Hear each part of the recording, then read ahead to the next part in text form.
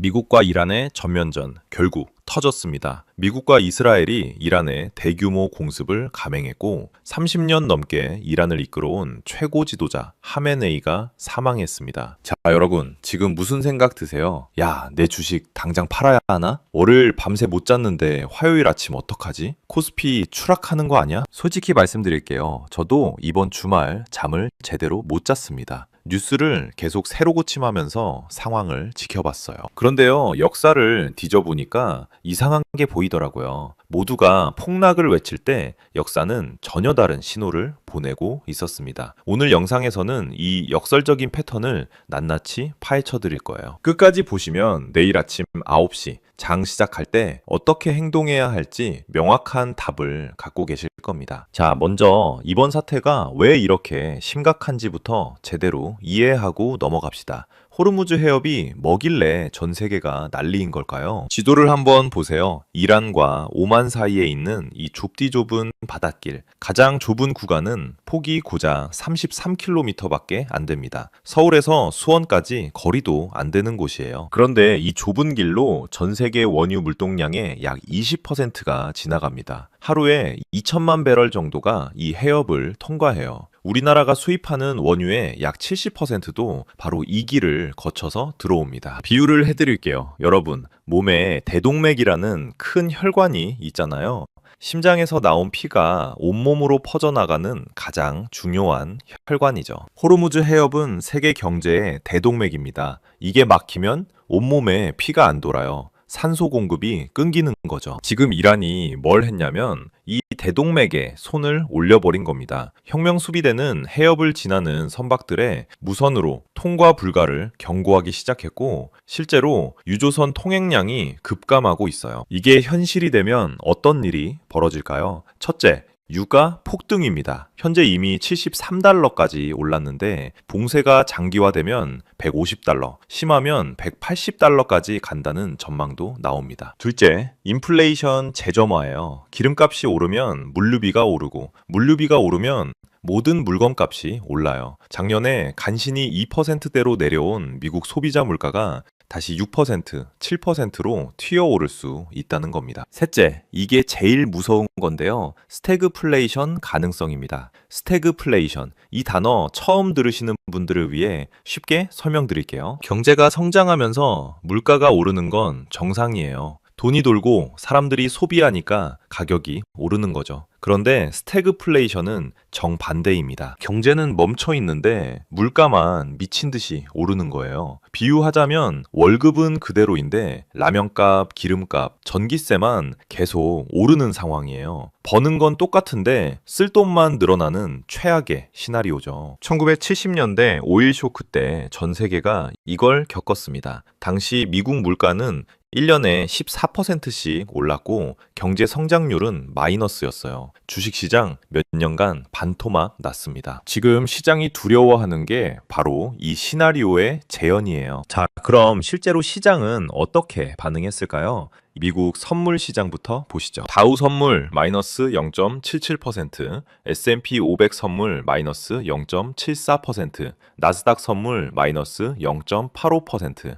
아직 월요일 정규장이 열리지 않은 시점이지만 시장은 이미 반응하기 시작했습니다. 방향은 명확합니다. 기술주는 팔고 에너지주와 방산주는 사는 흐름, 원유, 금, 은 선물은 오르고 기술주 중심의 나스닥 선물은 내리는 전형적인 지정학적 위기 패턴이 나타나고 있습니다. 자, 이제 우리나라 이야기로 넘어오죠. 코스피 200 야간 선물도 하락 압력을 받고 있습니다. 이게 무슨 의미냐면 코스피가 개파락으로 시작할 가능성이 높다는 겁니다. 최근 6,300선을 넘어 사상 최고치를 찍었던 코스피가 얼마나 빠질지 그게 지금 가장 큰 관심사입니다. 자, 여기서 오늘의 핵심 질문을 던져보겠습니다. 화요일 아침 우리 코스피는 과연 피바다가 될 것인가? 많은 분들이 당연하지 전쟁인데 라고 생각하실 거예요. 그런데요, 역사는 조금 다른 이야기를 하고 있습니다. 이제부터 제가 보여드릴 데이터를 잘 보세요.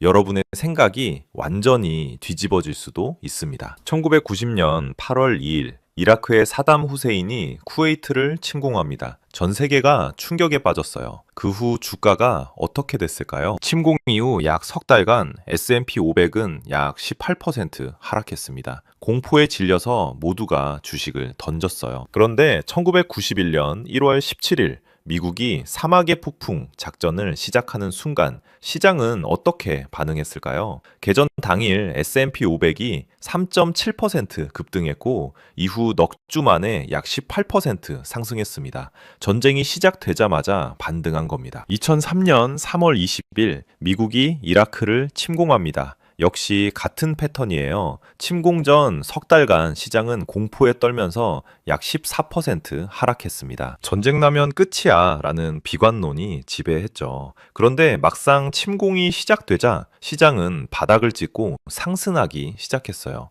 이라크전 시작 후 2003년 한 해 동안 S&P 500은 30% 이상 올랐습니다. 가장 최근 사례죠. 2022년 2월 24일 러시아가 우크라이나를 침공합니다. 침공 당일 코스피는 마이너스 2.60% 급락했어요. 그런데 그게 단기 바닥이었습니다. 이후 일주일 사이에 코스피는 회복세로 돌아섰어요. 물론 그해 전체적으로는 금리 인상 때문에 하락했지만 전쟁 자체는 오히려 불확실성 해소 이벤트로 작용한 겁니다. 자, 여기서 뭔가 이상하다는 거 느껴지시죠? 전쟁이 터지면 당연히 주가가 폭락해야 할 것 같은데 오히려 반등한다고요? 이게 바로 전쟁의 역설입니다. 대체 왜 이런 현상이 벌어지는 걸까요? 여기서 한 가지 핵심 개념을 알려드릴게요. 시장이 가장 싫어하는 것은 악재가 아니라 모르는 것입니다. 다시 한번 말씀드릴게요. 시장은 악재를 싫어하는 게 아니에요. 불확실성을 싫어합니다. 비유를 해드리죠. 여러분이 다음 주에 중요한 시험을 본다고 해봅시다. 그런데 시험 범위가 안 정해졌어요. 전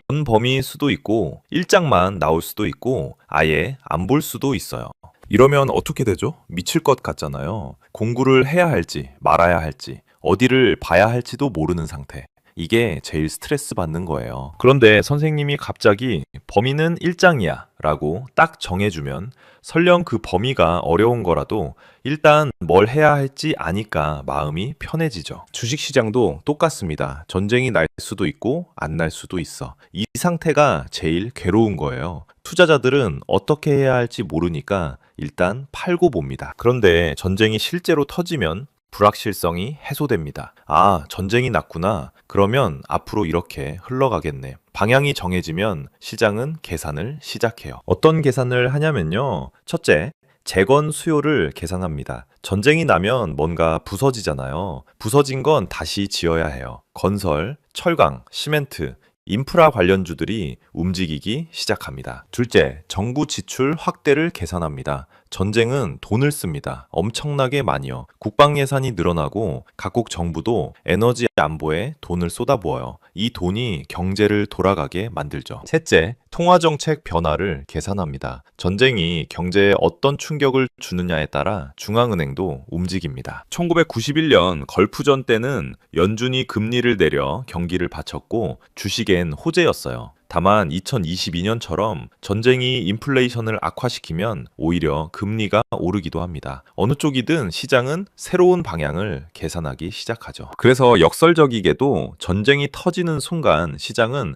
최악은 지나갔다고 판단하고 반등하기 시작하는 겁니다. 월가에 이런 격언이 있어요. Buy the rumor, sell the news. 소문에 사고 뉴스에 팔아라. 그런데 전쟁 상황에서는 이게 반대로 작용하는 경향이 있어요. 공포에 팔고 전쟁이 터지면 산다. 물론 이게 100% 들어맞는 공식은 아닙니다. 하지만 역사적으로 이 패턴이 반복적으로 나타났다는 건 부정할 수 없는 사실이에요. 자, 그런데 여기서 중요한 질문이 있습니다. 과거에 그랬다고 이번에도 그럴 거라는 보장이 있나요? 좋은 질문이에요. 아니, 반드시 해야 하는 질문입니다. 이번 상황은 과거와 몇 가지 다른 점이 있어요. 정직하게 말씀드릴게요. 첫째, 공급망 구조가 달라졌습니다. 1990년대, 2000년대와 달리 지금은 글로벌 공급망이 훨씬 복잡하게 얽혀 있어요. 반도체 하나 만드는데 수십 개 나라가 관여하죠. 호르무즈 해협이 막히면 단순히 기름값만 오르는 게 아니에요.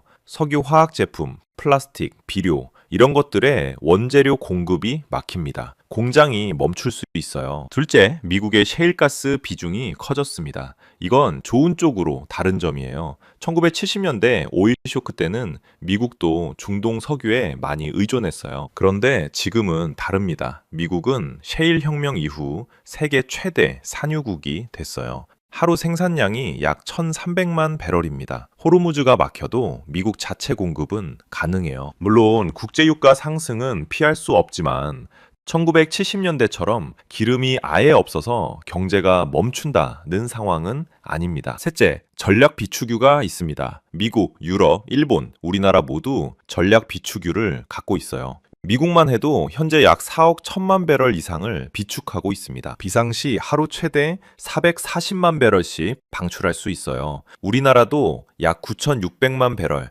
약 6개월치 수입량을 비축하고 있습니다. 당장 기름이 떨어지는 건 아니에요. 그렇다면 이번 사태의 임계점은 어디일까요? 제 분석으로는 호르무즈 봉쇄가 4주 이상 지속될 경우가 진짜 위험 구간입니다. 4주 안에 협상이 되거나 미군의 해협 확보 작전이 성공하면 시장은 빠르게 안정을 찾을 거예요. 과거 패턴대로 반등할 가능성이 높습니다. 하지만 4주 넘어 8주, 12주까지 봉쇄가 지속되면 그때는 진짜 스태그플레이션 시나리오를 걱정해야 합니다. 비축유도 바닥나기 시작하고 물가 상승이 실물 경제를 잠식하기 시작하죠. 결론적으로 이번 주와 다음 주에 외교적, 군사적 전개가 핵심 변수입니다. 자, 이제 가장 중요한 부분입니다. 내일 아침, 그러니까 화요일 오전 9시에 시장이 열립니다. 여러분은 어떻게 해야 할까요? 시나리오 A, 공포 투매, 폭락 후 반등. 이게 제가 보는 기본 시나리오입니다. 오전 9시, 시초가가 개파락으로 시작해요. 아마 마이너스 3%에서 마이너스 4% 사이로 열릴 겁니다. 코스피 6050에서 6100 구간이죠. 그런데 여기서 중요한 건 오전 10시에서 11시 사이의 움직임이에요. 개인 투자자들의 공포 투매가 쏟아져 나올 겁니다. 이때 외국인과 기관의 움직임을 잘 보세요. 만약 외국인이 오전장에 순매수로 전환한다면 이건 강한 반등 신호입니다.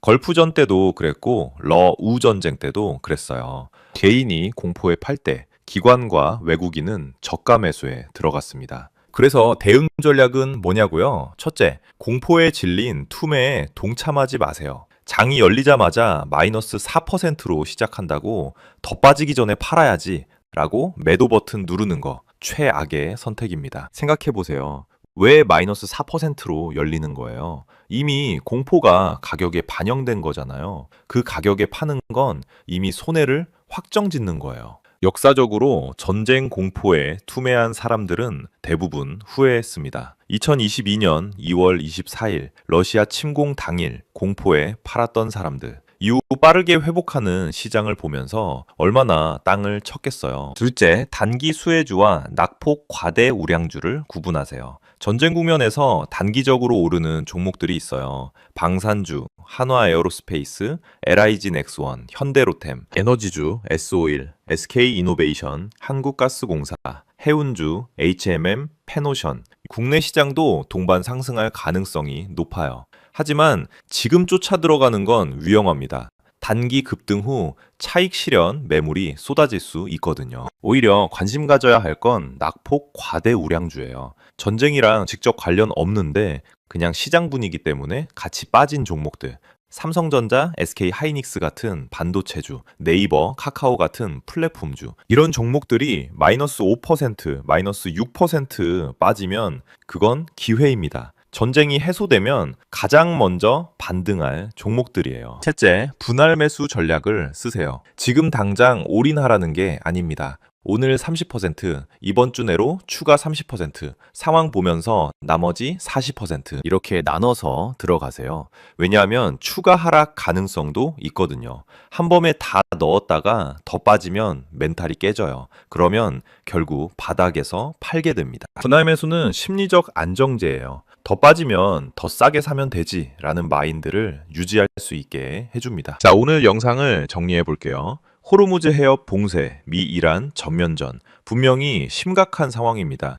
유가는 폭등했고 글로벌 시장은 출렁이고 있어요. 하지만 역사를 보면 전쟁은 의외로 주가의 바닥 신호였던 적이 많습니다. 1990년 걸프전, 2003년 이라크전, 2022년 러우 전쟁. 모두 전쟁 발발 후 시장은 반등했어요. 그 이유는 시장이 가장 싫어하는 불확실성이 해소되기 때문입니다. 물론 이번이 과거와 100% 같지는 않아요.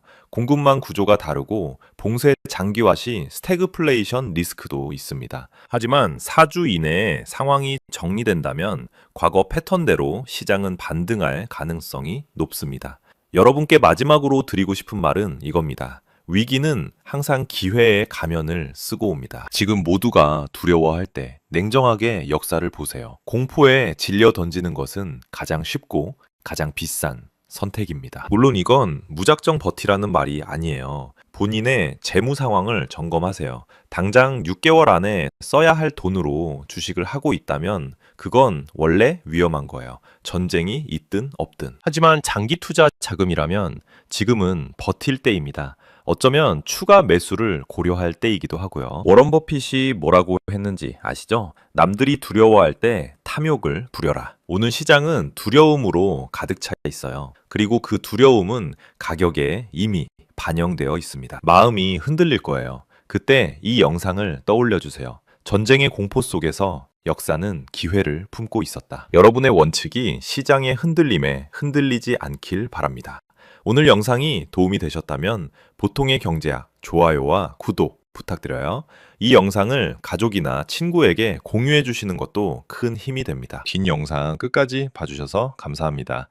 호르무즈 해협, 지금 이곳이 막혔습니다. 미국과 이스라엘이 이란을 공습하자 이란 혁명수비대가 보복으로 해협을 봉쇄해버린 겁니다. 실제로 무리하게 통과하려던 선박 4척이 공격을 받았고 유조선들은 뱃머리를 돌려 되돌아가고 있습니다. 이 좁은 굴길이 막히는 게 나랑 뭔 상관이야 할 수 있는데요. 유가와 물가 그리고 원달러 환율까지 직격탄을 맞습니다. 쉽게 말하면 여러분 차 기름값이 오르고 마트 장보기가 무서워지고 심지어 월급의 가치까지 떨어진다는 겁니다. 에이 설마 그 먼 나라 일이 나한테까지 하실 수 있는데 오늘 영상 끝까지 보시면 생각이 완전히 달라지실 겁니다. 자 그럼 시작해 볼까요? 호르무즈 해협. 이름이 좀 생소하시죠? 쉽게 설명드릴게요. 우리 몸으로 치면 이건 목구멍입니다. 음식을 아무리 많이 먹어도 목이 막혀버리면 절대 위장까지 못 내려가겠죠? 세계 경제도 똑같아요. 중동에서 퍼올린 석유가 아무리 많아도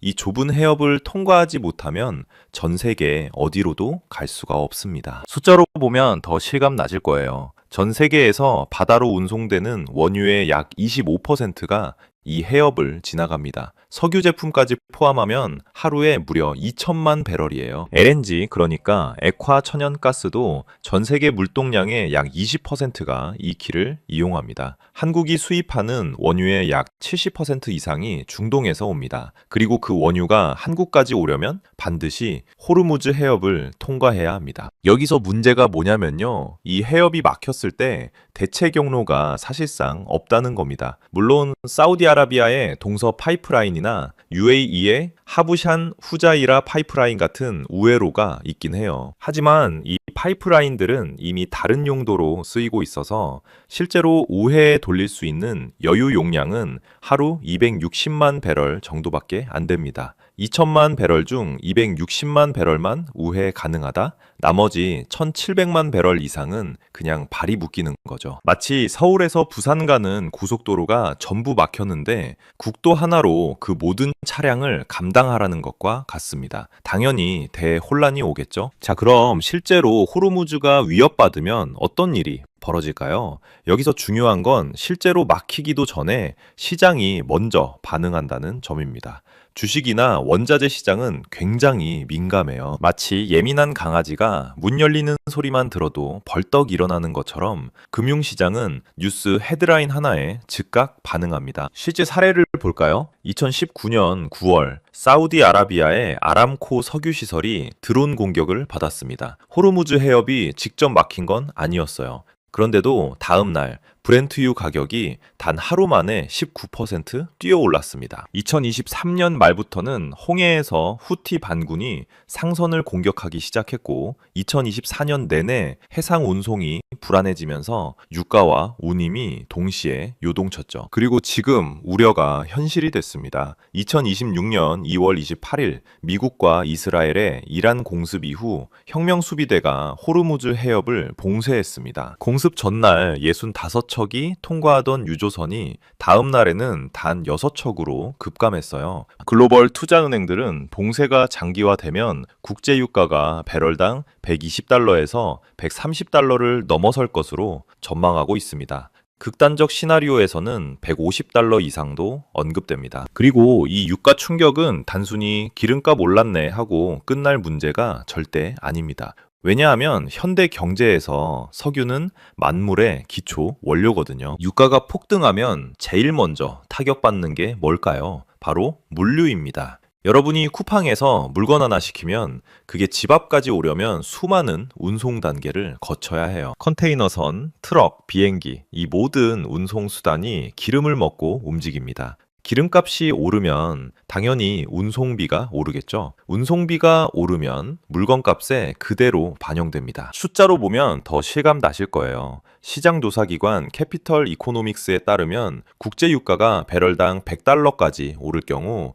세계 평균 물가 상승률이 0.6에서 0.7%포인트 추가 상승할 것으로 전망됩니다. 한국무역협회는 유가 10% 상승 시 수입이 2.68% 늘고 기업 생산 원가가 0.38% 오른다고 분석했고요. 고작 그 정도 하실 수 있는데 이건 세계 평균 얘기예요. 봉쇄가 장기화돼서 유가가 130달러까지 치솟으면 거기에 해상운임 50에서 80% 폭등까지 겹치면 물가 충격은 수치와는 비교할 수 없이 커집니다. 특히 한국처럼 에너지의 93% 이상을 수입에 의존하는 나라는 이 충격이 훨씬 더 직접적으로 와닿습니다. 자, 여기서 한국 경제 특유의 고통이 시작됩니다. 전 세계의 위기가 닥치면 사람들은 어디로 몰릴까요?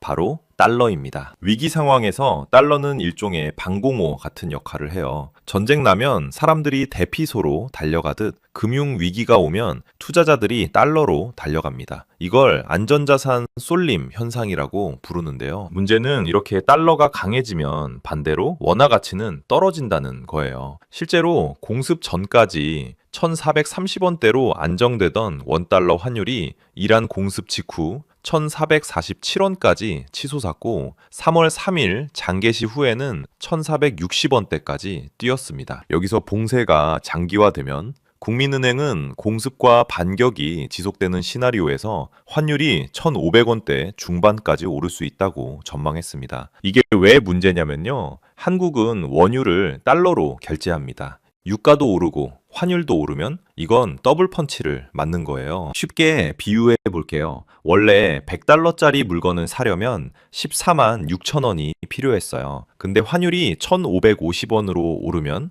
같은 물건이 15만 5천 원이 됩니다. 여기에 물건 가격 자체까지 올랐다고 생각해 보세요. 100달러짜리가 130달러가 되고 환율도 1,550원이 되면 원래 14만 6천 원이면 살 수 있던 물건을 20만 1,500원 주고 사야 합니다. 같은 물건인데 가격이 38% 뛰는 겁니다. 이게 바로 에너지 수입국이 겪는 이중고예요. 자, 이제 이 충격이 여러분의 일상으로 들어옵니다. 에너지 위기가 나랑 무슨 상관이야? 난 차도 잘 안 타는데 이렇게 생각하실 수 있어요. 하지만 현대 사회에서 에너지가 안 들어가는 상품은 거의 없습니다. 농산물, 트랙터 기름값, 비료 가격, 운송비가 다 오릅니다. 비료 원료 대부분이 천연가스에서 나오거든요. 가공식품, 공장 가동에 전기가 필요하고 포장재 만드는데도 석유 화학 제품이 들어갑니다. 심지어 여러분이 마시는 생수병 하나도 플라스틱이잖아요. 플라스틱 원료가 뭐겠어요? 석유입니다. 2022년 러시아 우크라이나 전쟁 때를 기억하시나요? 밀 선물 가격이 70% 넘게 치솟고 옥수수도 30% 이상 폭등하면서 전 세계 식료품 물가를 끌어올렸습니다. 한국도 예외가 아니었어요. 밀가루 값이 올라서 빵값, 라면값, 국수값이 줄줄이 올랐죠. 지금 벌어지고 있는 호르무즈 사태는 이것보다 훨씬 더 심각할 수 있습니다. 왜냐하면 호르무즈는 단순히 원유만 지나는 게 아니거든요. 전 세계 LNG 수출의 20%가 이 해협을 통과하고 석유 화학 원료, 중동산 식품까지 다 이 길을 통해 나옵니다. 이미 카타르가 LNG 생산을 중단한 상태예요. 전방위적인 공급 충격이 오는 겁니다. 마트에 가면 장바구니에 담는 물건마다 가격표가 바뀌어 있을 겁니다. 그리고 그 가격표는 하나같이 위쪽 방향을 가리키고 있겠죠. 여기서 진짜 무서운 시나리오가 등장합니다. 스태그플레이션. 이 단어 뉴스에서 한 번쯤 들어보셨을 거예요. 근데 정확히 뭔지 설명해 달라고 하면 좀 애매하시죠? 쉽게 풀어드릴게요. 스태그는 정체를 뜻하는 스태그네이션에서 플레이션은 인플레이션에서 따왔습니다. 한마디로 물가는 미친 듯이 오르는데 경제는 얼어붙어서 성장을 안 하는 최악의 상황이에요. 스태그플레이션은요, 경제는 안 좋은데 물가만 오릅니다.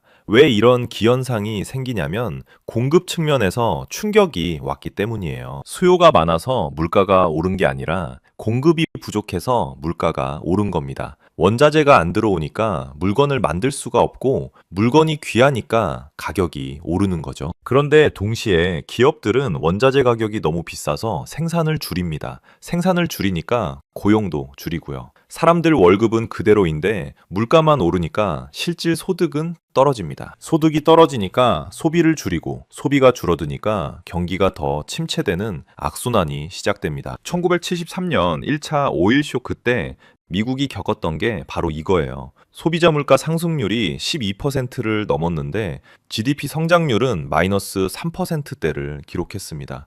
호르무즈 봉쇄가 장기화되면 우리도 그 악몽을 다시 경험할 수 있습니다. 자, 이제 제일 중요한 파트입니다. 그래서 나는 뭘 어떻게 해야 하는데 위기 상황에서 개인 투자자가 고려해 볼 수 있는 전략들을 정리해 드릴게요. 이 내용은 정보 제공 목적이며 특정 상품에 대한 투자 권유가 아닙니다. 투자 판단과 책임은 본인에게 있습니다. 첫 번째, 원자재 ETF 편입 고려. 위기가 오면 에너지 가격이 폭등한다고 했잖아요. 그 흐름에 올라타는 방법이 있습니다. 원유 ETF, 천연가스 ETF 또는 종합 원자재 ETF를 포트폴리오에 일부 편입하는 거예요. 대표적으로 미국 시장에서는 USO, 원유, UNG, 천연가스, DBC, 종합 원자재 같은 상품들이 있습니다. 다만 주의할 점, 원자재 ETF는 장기 보유에는 적합하지 않아요. 롤오버 비용이라는 게 있어서 오래 들고 있으면 손해를 볼 수 있습니다. 단기적인 해지 수단으로 활용하는 게 좋습니다. 두 번째, 달러 자산 비중 조절. 위기 초반에는 달러가 강세를 보일 가능성이 높습니다. 실제로 이번 이란 사태에서도 달러 인덱스가 급등했죠. 달러 표시 자산을 일부 보유하면 환율 상승에 따른 방어 효과가 있어요. 달러 예금, 달러 RP, 미국 단기채 ETF 같은 상품들을 고려해 볼 수 있습니다. 다만 위기가 장기화되면 달러 강세가 꺾일 수도 있으니 상황을 주시하면서 비중을 조절해야 합니다. 세 번째, 금 비중 확대. 금은 수천 년간 위기의 피난처 역할을 해왔습니다. 달러가 흔들릴 때, 인플레이션이 폭주할 때 사람들은 본능적으로 금을 찾습니다. 2026년 3월 현재 금 가격은 온스당 약 5,400달러 선으로 이미 사상 최고가 수준입니다. 지난해 3월만 해도 3,000달러를 막 돌파했는데 1년 만에 80% 가까이 뛴 겁니다. 이란 공습 이후에도 금은 약 2% 급등하며 안전자산 쏠림이 뚜렷해지고 있어요. 금 ETF, GLD, IAU, 금 통장, 실물 금 등 다양한 방법으로 접근할 수 있습니다. 다만 이미 가격이 많이 오른 상태이므로 진입 시점에 대한 신중한 판단이 필요합니다. 네 번째, 현금 비중 유지. 위기 상황에서 가장 중요한 건 유동성 확보입니다. 쉽게 말해 현금을 충분히 들고 있어야 한다는 거예요. 왜냐하면 위기는 곧 기회이기도 하거든요. 시장이 패닉에 빠져서 자산 가격이 급락할 때 현금을 가진 사람만이 저가 매수를 할 수 있습니다. 2008년 금융위기 때도 2020년 코로나 폭락 때도 유동성을 확보하고 기다리던 투자자들이 이후 큰 수익을 거뒀습니다. 포트폴리오의 20에서 30% 정도는 현금성 자산으로 유지하는 걸 고려해 보세요. 다섯 번째, 방어주 중심의 포트폴리오 재편.